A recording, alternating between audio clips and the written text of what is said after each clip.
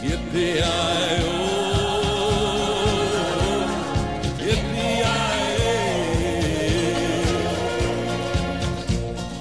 Ghost riders in the sky. Hello and welcome to the C List. I'm Aaron. And I'm Josh. And today we're doing our 11th review, this time of The Descent. The sequel, well not sequel, the follow-up to Neil Marshall's Dog Soldiers. Yep, the plot is nice and simple for this one. A group of, well, they're just daredevils really. Group of female daredevils decide to go through some caves for, I think it's like spelunking or something. Yep. It's a technical name nowadays. Through some caves, they get trapped, and then they slowly get sorted about by some little creaturey things. Mole people. Yeah, mole people. Much like his first film, Dog Soldiers, this film is great. Yeah, it's really, really good. The scripting, like in Dog Soldiers, was great. As if you've seen our review on Dog Soldiers, you'll know that both of us Love it. love that film Love to it. death. And yeah, I love this film. Personally, if I were to make one point about what I didn't like the first time I saw it, it's a brilliantly slow build-up throughout the first hour.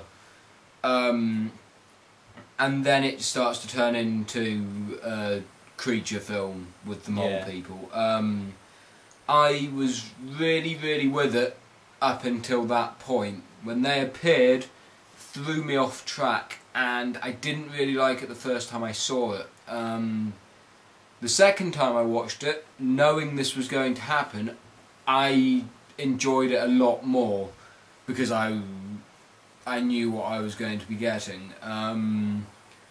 But yeah, it wasn't a bad little thing to happen in the film, but part of me would have liked to see how it would have panned out if there were no monsters in it and it was entirely to do with the interaction between the girls.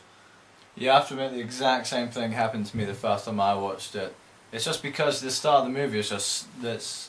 I mean, I'm not even a claustrophobic person, but watching the girls cool fight these really tight spaces, everything is so dark and cramped. You honestly, You're with them. Yeah, it's really edge of your seat stuff. It is.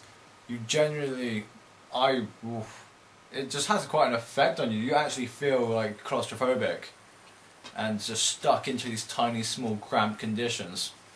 The darkness is also another thing that works really well in the film.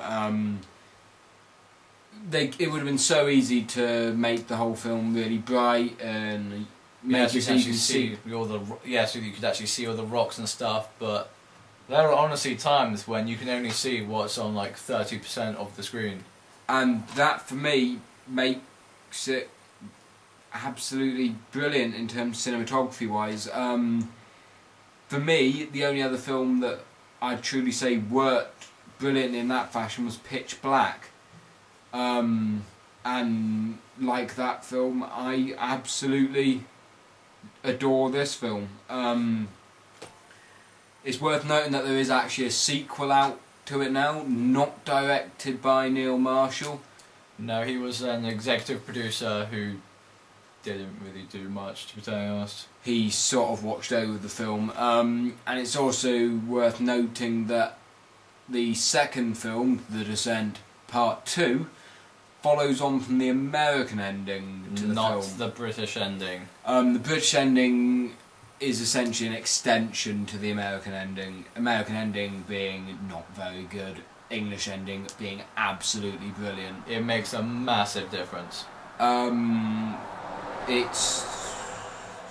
can't really say much more. It's brilliant casting, brilliant scripting, brilliant direction again. As per usual, you've got a all British cast. The only really names I can mention are Shauna MacDonald and Natalie Mendoza.